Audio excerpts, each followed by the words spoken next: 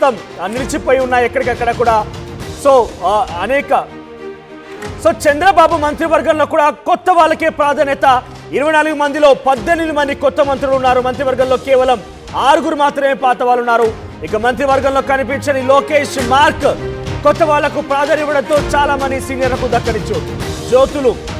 జ్యోతుల నెహ్రూ, కన్నా లక్ష్మీనారాయణ, గౌతు శిరీష, గంటా శ్రీనివాసరావు, అయ్యన్న పాత్రుడు, భూమా అఖిల ప్రియ, నందమూరి బాలకృష్ణ, ఆదినారాయణ రెడ్డి, నిమ్మకాయల చిన్నరాజప్ప, వరదరాజులు రెడ్డి, కుండ్రు మురళీమోహన్, బోండా ఉమా, గోరంట్ల బుచ్చయ్య చౌదరి, కోట్ల సూర్యప్రకాష్ రెడ్డి, కోటంరెడ్డి శ్రీధర్ రెడ్డి, రఘురామకృష్ణమరాజు, నక్క ఆనందబాబు, కూన రవికుమార్, కళా వెంకట్రావు, సుధాకర్ యాదవ్, కొనతాల రామకృష్ణ, వెలగప్పుడి రామకృష్ణ, బండారు సత్యనారాయణమూర్తి, అమర్నాథ్ రెడ్డి, పరిటాల సునీత, కాల్వ శ్రీనివాసులు, సోమిరెడ్డి, చంద్రమోహన్ రెడ్డి, గుమ్మనూరు జయరాం, ధూళిపాల్ల నరేంద్ర, గణబాబు, పల్లా శ్రీనివాస్, పితాని సత్యనారాయణ, ప్రత్తిపాటి పుల్లారావు, సుజనా చౌదరికి మంత్రివర్గంలో చోటు దక్కలేదు. సుమారుగా చాలా మంది సీనియర్లు అందరూ కూడా ఈ మంత్రివర్గంలో చోటు దక్కలేరు.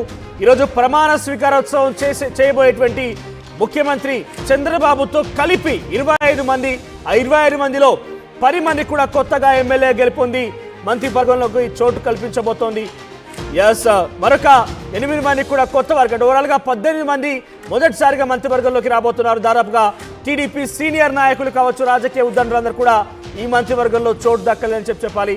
ఎవరు కూడా ఊహించేటువంటి అంశం. మంత్రివర్గంలో దాదాపుగా అందరూ కూడా, అంటే సుమారుగా 6 మినహా మిగిలిన వాళ్ళందరూ కూడా కొత్త వారని చెప్పాలి. 18 మంది కొత్త వారికి అవకాశం కల్పించింది.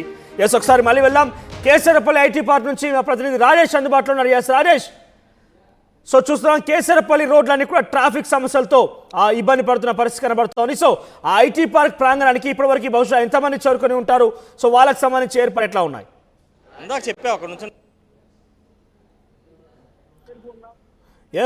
కేసరపల్లి టీడీపీకి సంబంధించిన అభిమానులు రాజేష్ చెప్పండి.